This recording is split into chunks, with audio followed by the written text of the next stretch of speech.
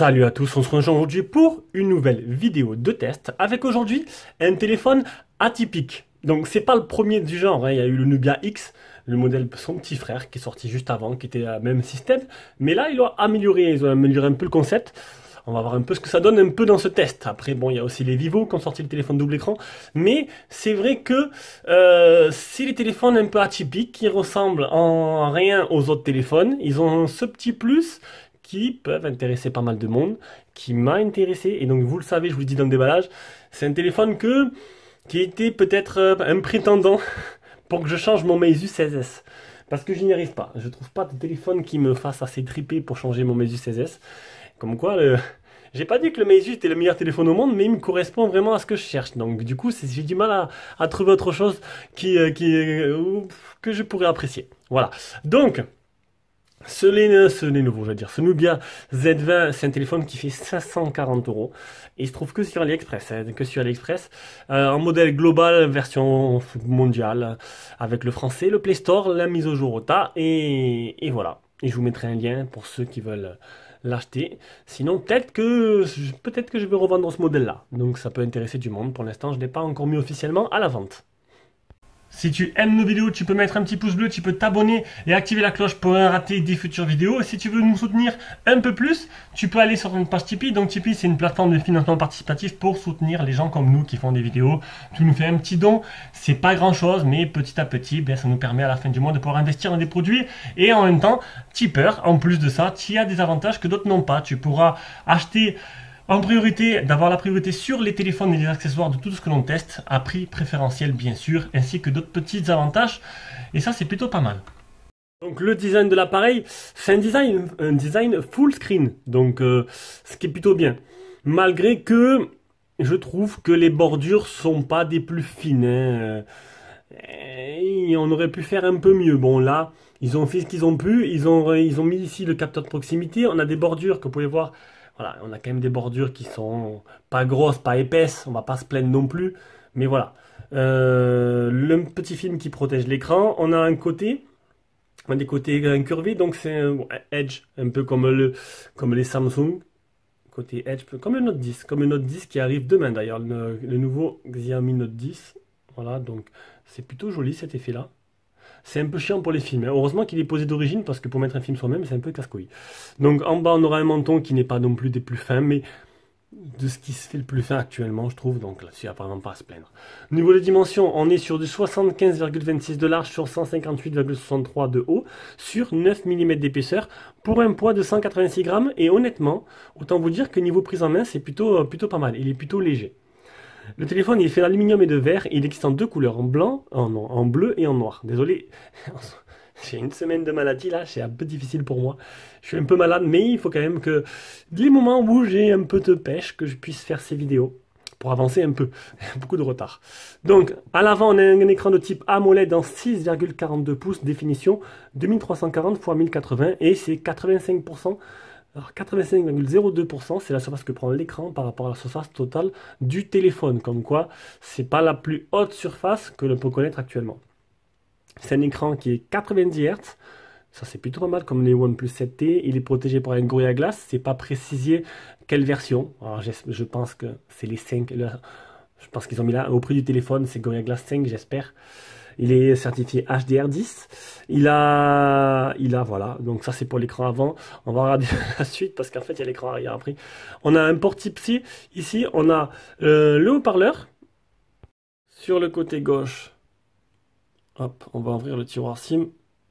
Alors pas de miracle, hein. Comme tous les hauts de gamme, on aura simplement 2 nano SIM. Pas de possibilité d'étendre la mémoire interne du téléphone avec une carte SD. Et en plus de ça, le port SIM il est monté à l'envers. Donc du coup, si vous l'ouvrez, la SIM elle tombe par terre. Donc faites attention. Voilà. Sur le côté gauche, on aura un bouton power qui fait office de capteur d'empreinte et on aura aussi le même du côté droit. Voilà, donc on aura, c'est bien ce téléphone qui sera autant pour gaucher que pour droitier. Voilà, donc on aura deux capteurs d'empreinte, un de chaque côté, plus ces deux boutons power hein, quand ils sont cliquables. Avec le bouton volume plus moins, donc on n'a pas besoin alors pour l'éteindre, on doit appuyer dessus, mais sinon tu poses ton doigt, ça déverrouille de suite. C'est plutôt rapide, ça marche plutôt pas mal, il n'y a pas eu de problème. Donc, chacun après cherche ce qu'il veut chez un téléphone. Moi, déjà au début, je me suis dit merde, le capteur sous l'écran. Voilà. Parce que là, le fait que c'est capteur d'empreinte sur le côté, tu dois prendre le téléphone en main, hop, poser ton doigt pour l'allumer. Bon, la reconnaissance faciale, ok, bon, elle n'y est pas, c'est un peu normal, il n'y a pas d'appareil photo devant.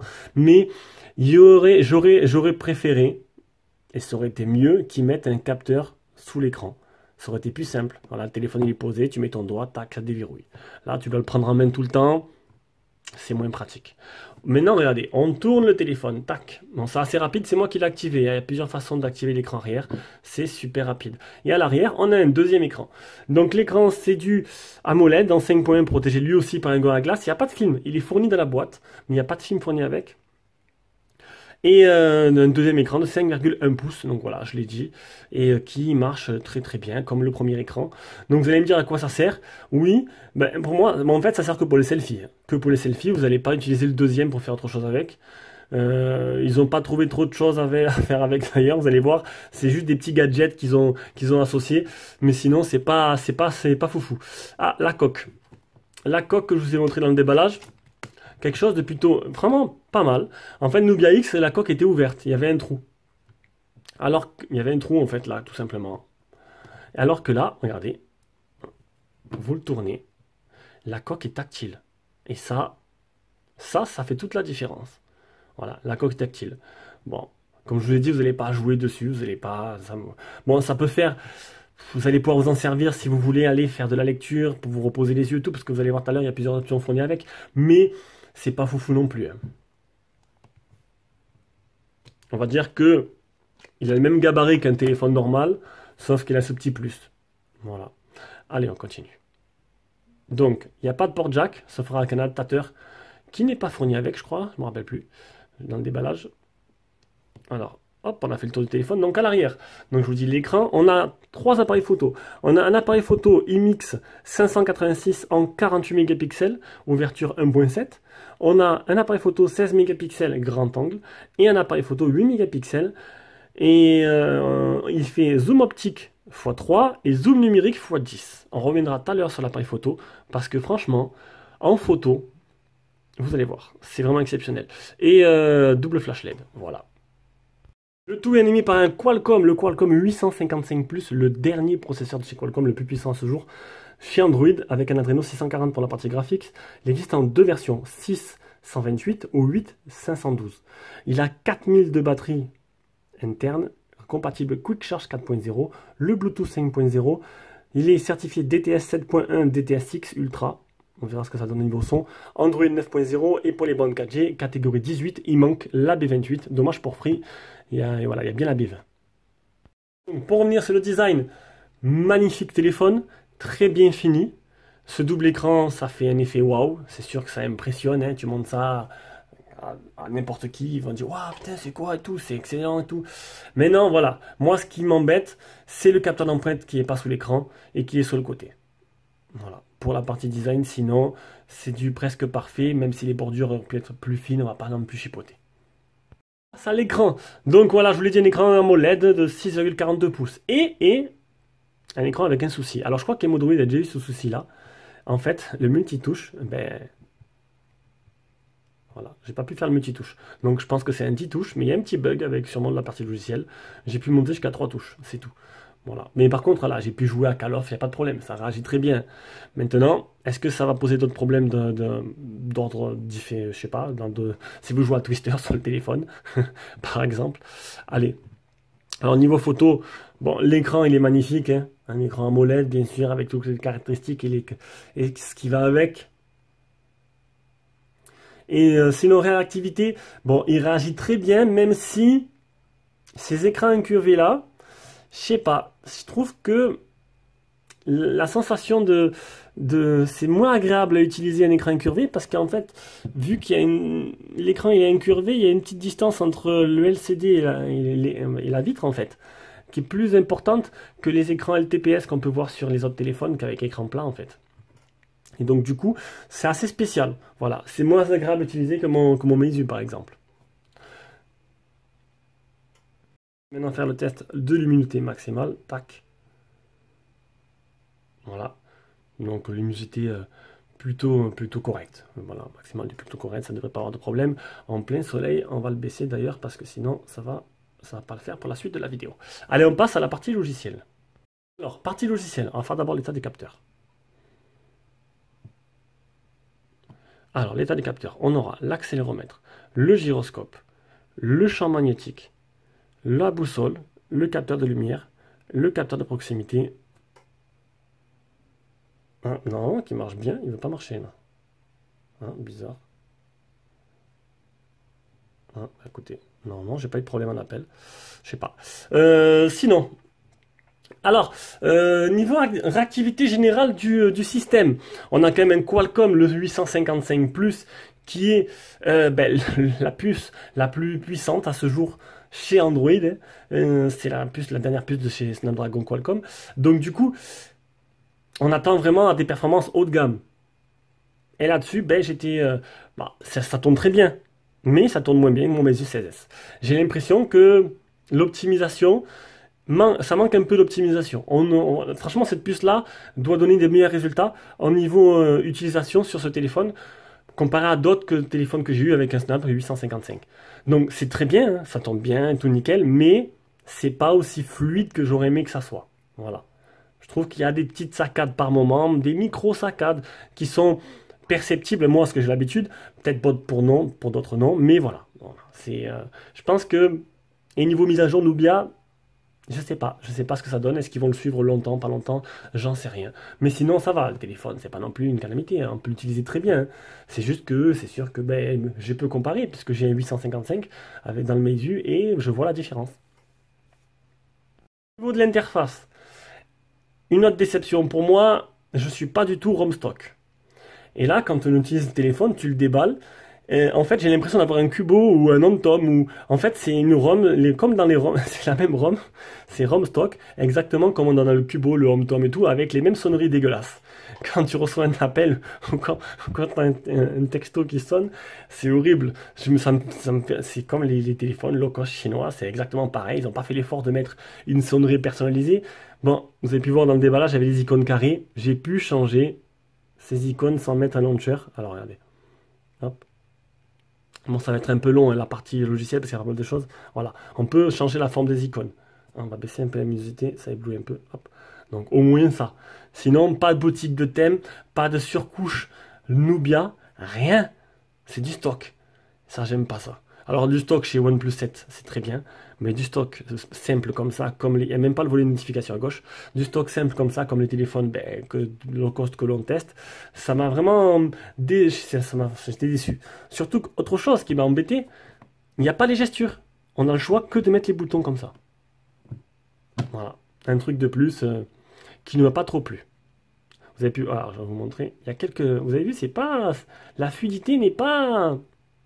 Vous avez vu, il y a quelques ralentissements, quelques saccades. On va passer aux captures d'écran. Alors, ça va se passer en deux étapes. Parce qu'en fait, le problème, c'est qu'en fait, tout ce qui est en rapport avec l'écran secondaire, c'est tout en anglais. Et ça aurait été trop compliqué en capture, vous n'aurez pas compris, parce que je vais vous montrer en même temps les spécificités. Donc du coup, on va commencer par les captures d'écran, et après on ira dans les options, et je vous montrerai toutes les options en rapport avec le second écran. Donc le Antutu, bon, ça va très bon, 440 398. Le test de chauffe, 32 degrés, c'est très bien. Le petit problème du multitouche, le Geekbench, le deuxième Geekbench, et ça aussi, dommage, L3, pas de HD sur les applications de streaming. Le PC Mark, l'anti-malware qui est propre. On peut choisir il y a juste ça, mode naturel ou mode couleur, voilà, pour l'écran, c'est tout. Il n'y a pas énormément d'options, ça c'est vraiment dommage.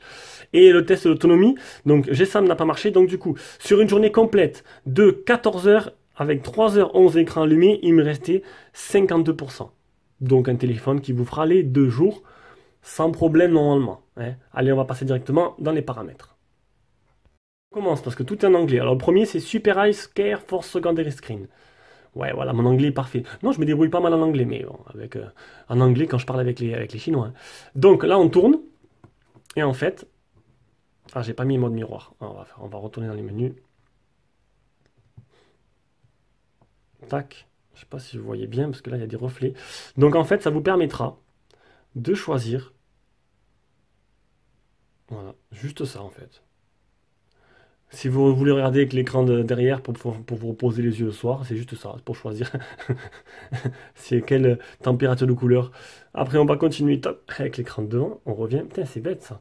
J'aurais dû mettre un mode clone. Le Always on Display. Alors, tout le monde connaît le Always on Display. Ah oui, il y a une LED de notif qui est là. Ça, c'est très bien. Du coup, j'ai désactivé le Always on Display. Quand il y a la LED de notif, j'ai pas besoin d'en avoir. Ça utilise de la batterie. Ça fait peut-être joli, mais bon. Et puis surtout qu'il reste allumé trop longtemps, quoi. Donc vous pouvez choisir quand l'allumer de quand à quand, mais il reste allumé 5 minutes. C'est pas pratique. Alors que chez Xiaomi, le Always On Display, il va s'allumer que quand vous bougez le téléphone et quand il n'est pas dans la poche. Et oui. Mais là, et donc du coup, là, il s'allume, il reste 5 minutes allumé, il s'éteint. C'est pas top. On continue. Secondary Screen Space. Alors, c'est où vous pouvez le mettre avec Dual Screen Multitarting, c'est ce qu'il y a là. Donc ça veut dire qu'il y a deux écrans différents. Ou en mode miroir. Ça veut dire que ce que je fais devant, je le fais derrière. Voilà, mode miroir, je vais laisser comme ça, c'est plus pratique, c'est un truc à vous montrer. Et si vous mettez en multitâche, vous pouvez choisir d'autres options.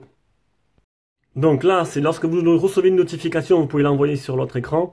Et là ici, vous faites capture d'écran 3 doigts, tac, enfin non, pas capture d'écran 3 doigts, vous faites 3 doigts sur l'écran et ça envoie l'écran primaire sur l'écran secondaire. Ça, c'est quand vous êtes en mode multitâche. Mais je vais mettre en mode miroir.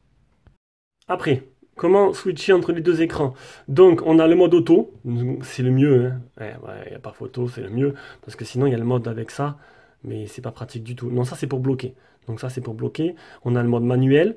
En mode manuel, on peut activer un petit icône qui nous fait changer. Mais honnêtement, le mode auto, il marche plutôt très bien. Donc, autant le mettre. Après, vous pouvez avoir ça, ce locker-là, mais vous le trouvez aussi dans le volet notification, ici. Hop, ici. Donc, c'est plutôt pas mal. Après, vous pouvez choisir quel écran allumer quand vous recevez, par exemple, une notification, quand vous allumez le téléphone. Donc, facing screen, c'est-à-dire que si cet écran avant ou l'écran arrière suivant, comment il tourne plus. Ah, j'ai oublié de mettre... Si, c'est bien. Auto. Bon. Suivant l'écran, dans quel sens il est votre téléphone. Ou l'écran correspondant. Alors, le bouton gauche, ce sera l'écran de devant.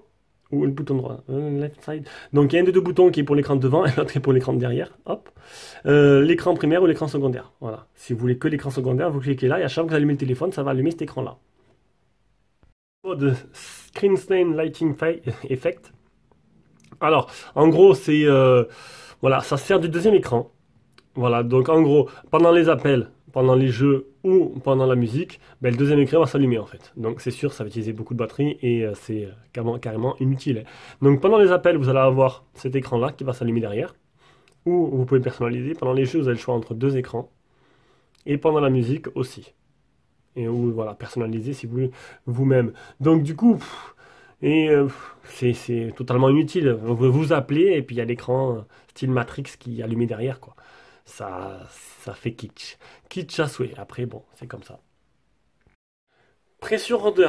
Ça, Pressure Border, je l'ai vu dans les... c'est plutôt bien. C'est un truc plutôt sympa. Je l'ai vu dans le Google Pixel. Hein. C'est le seul téléphone que j'ai eu qui le faisait. Donc, en gros, c'est ça. Vous le serrez dans votre main.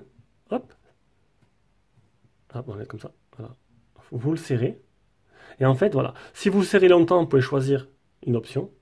Si vous serrez juste une fois, vous choisissez. Moi, j'ai mis la lampe torche. Et ça marche plutôt bien. Hein. Regardez. Hop. Voilà. Donc, c'est plutôt pas mal. Et vous pouvez ajuster la pression. Donc, voilà. J'ai fait le tour de la partie logicielle. Donc, encore une fois, je vous l'ai dit, donc, pas de gesture. On ne peut pas enlever les boutons là. Il faut mettre un launcher additionnel. Pas de thème. Pas de surcouche Lenovo. Les seules options qu'il y a, c'est lié à ce double écran. Double écran qui, pour moi... franchement, est vraiment utile que pour prendre des selfies. C'est sûr qu'après, on va passer à la partie photo, c'est plutôt pas mal du tout. Et voilà, c'est plus un gadget qu'autre chose. je suis un peu déçu hein, de cette ROM stock assez banale. Et ça, c'est un peu dommage. Je vais vous faire écouter. Il y en a qui vont reconnaître. Je vais vous faire écouter la sonnerie. La belle sonnerie. Vous allez voir, c'est exactement comme dans le téléphone chinois. Ils auraient pu faire l'effort quand même. Hein. Au prix du téléphone. Il ne veut pas sonner. Au prix du téléphone, à 540 euros, quand même, ils auraient pu faire l'effort. Écoutez, il va sonner. Ah, il est en vibreur. On va réessayer. On va réessayer. Hop. C'est peut-être un détail pour certains. Bon, il suffit de changer la sonnerie. Hein. Allez. Ah, vous le reconnaissez cette sonnerie? Et oui, quand j'ai entendu ça la première fois, je me suis dit non, quand même, à ce point-là. Allez, on continue parce que c'est une vidéo qui va durer 40 minutes, c'est pas possible. La partie le jeu vidéo, je la ferai pas. J'ai testé Call of Duty, bon, ben, ça tourne à fond, hein. On a le dernier processeur, on a tout. On va directement passer à la partie photo. Partie photo. Alors, autant vous le dire de suite, la partie photo, c'est le premier téléphone que j'ai dans les mains avec une partie photo aussi complète. Emodroid a fait le test, il est très bien calé en photo. Moi, je suis pas autant calé, je suis même loin d'être calé comme lui. Donc moi, je vais essayer de faire au mieux ce que je peux. Mais honnêtement, je suis resté bluffé. Pas par la qualité des clichés, parce que les clichés sont corrects, hein, sans être vraiment exceptionnels, ils sont bien. Mais par les options. Alors, caméra family, donc multi-exposition. Voilà. Pour les aficionados, hein. Pas ceux comme moi. Hop, c'est pas là du tout. On est là. Tac, on revient. Le mode light drone, c'est en gros, ça vous fait une photo et une vidéo. Donc j'ai fait une photo. Je me suis pas mis au bord de la route avec un trépied pour le faire. Il faut le mettre sur le trépied et ça vous fait des néons en fait. Vous voyez, les voitures elles vont rouler et ça vous fait des néons derrière. Je l'ai fait sur mon sapin en bougeant un peu le téléphone pour vous montrer un peu l'effet. Électronique aperture, clone, ça c'est super sympa. Ça m'a permis, alors je vous la montre, je la mettrai, d'avoir 2 filles à la maison. Voilà, regardez comme c'est bien fait. Voilà. Donc en fait vous prenez une première photo, elle s'est déplacée, j'ai repris la photo et en fait voilà. Donc j'ai des jumelles maintenant. C'était sympa. C'est plutôt sympa et super bien fait. Le mode time-lapse, tout le monde connaît, et le mode slow motion. On va aller maintenant là, en mode professionnel. Bon, ça professionnel, ça je ne l'ai pas utilisé parce que je ne suis pas dans ce cas-là. En photo, on a le grand angle, le zoom x1, le zoom x3, zoom optique x3. Après, on passe au zoom numérique x5 et le zoom numérique x10. J'ai pris toutes les photos. Hein. Je me suis mis sur un trépied d'ailleurs pour vous montrer et le résultat est plutôt pas mal. Toutes les photos sont seront sur le blog et sont déjà sur Facebook, on les a mis. Donc niveau caméra photo, hop, on peut prendre des photos en 48 mégapixels, 12 mégas, 8 mégas, 7 mégas. Moi je me suis mis en 8 mégas plein écran. On revient en arrière. Mode vidéo. Quelque chose de plus intéressant. Ah, j'ai oublié de vous montrer un truc. Le slow motion, on peut faire un slow motion jusqu'à 480 fps ou 1920 fps. En bêta, bien sûr. On continue. Le mode vidéo, et là, quelque chose que c'est la première fois que je vois sur un téléphone aussi. On peut filmer jusqu'en 8K.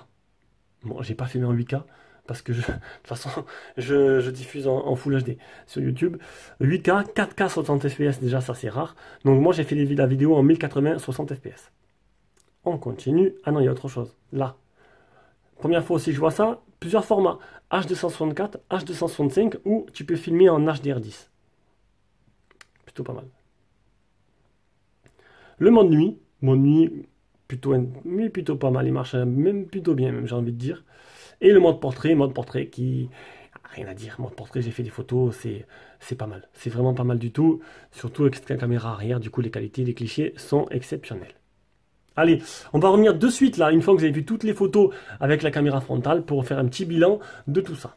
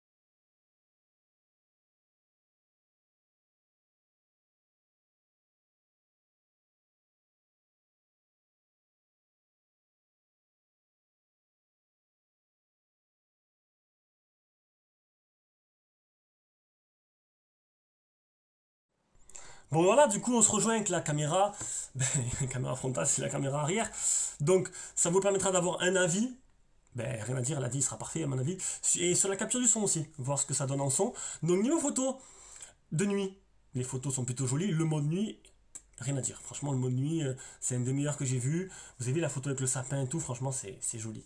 Le flash, les deux flashs marchent très bien, la photo de nuit avec la plante, ça se déclenche bien, tout est blanc et tout, c'est tout nickel. Et sinon, les photos en général, vous avez pu voir tous les zooms, hein, de x2 à x3, x5, après le x10. Bon, le x10, ça c'est énorme, mais on voit voilà, c'est plutôt... Je perds mes mots, La qualité photo n'est plus démentielle, hein, mais on va dire que le nombre d'options et ce qu'apporte l'appareil photo, ce qu'il permet de faire, on arrive à avoir des clichés plutôt jolis. Et oui, pour moi, c'est voilà, dans le haut du panier de ce que j'ai pu faire en niveau photo, franchement, c'est... Là-dessus, Nubia me surprend. Voilà. Niveau photo, rien à dire. Voilà, j'ai essayé de vous mettre pas mal d'échantillons de ce que j'ai, des capacités de l'appareil. Et c'est tout. Allez, on passe à un dernier chapitre, partie son. Donc le son communication, là-dessus, il n'y a pas trop de problème, même si j'ai trouvé qu'il fallait vraiment bien mettre l'oreille, hein, parce que l'orifice n'est pas très gros. Allez, on va maintenant écouter le son. Ah, elle est où ma musique? Que j'écoute de musique sans droit d'auteur. Elle est là. On va écouter le son, surtout qu'il a des certifications, DTS, etc. etc.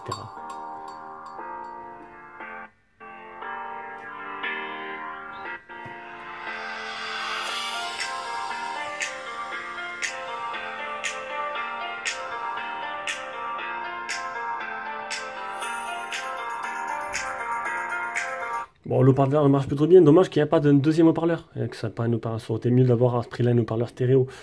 Encore une fois, c'est un truc qui manque. Donc, on arrive à la conclusion de ce téléphone. Donc, c'est un téléphone qui souffle le chaud et le froid, hein. C'est un téléphone qui, niveau design, est beau. Et moi, il comble pas toutes mes attentes, ce téléphone. Le capteur d'empreinte, il est pas sur l'écran, il est sur les côtés, ça me dérange. Bon, qu'il n'y ait pas la feuille de photo devant, qu'il n'y ait pas la reconnaissance faciale, c'est pas grave. Il y aurait le capteur d'empreinte, au moins on aurait déverrouillé avec le doigt, c'était plutôt plus ergonomique. Niveau écran, l'écran, c'est un écran incurvé avec tous les caractéristiques qui vont avec, donc c'est pas dégueulasse, ça marche plutôt pas mal. Niveau logiciel, ROM stock, tous les menus sont en anglais, ça m'a dérangé aussi. Bon, ça dérange pas tout le monde, hein, on peut facilement traduire. C'est pas comme si c'était en espagnol, bon l'espagnol ça va aussi, mais dans une langue qui était incompréhensible pour nous. Mais on va dire que le fait que déjà c'est la ROM stock et qu'il y a la simple option que même les téléphones à 60 €, hein, on laisse les gestures, on peut pas le faire. Ça c'est vraiment dommage. Donc voilà. Voilà. Je sais pas quoi dire de plus. Mis à part que quand même il a des qualités. Il a une qualité, c'est surtout la qualité photo. Voilà, niveau photo. C'est vraiment un très bon photophone. Allez, sur ce, je vous fais de gros bisous et on se rejoint pour une prochaine vidéo.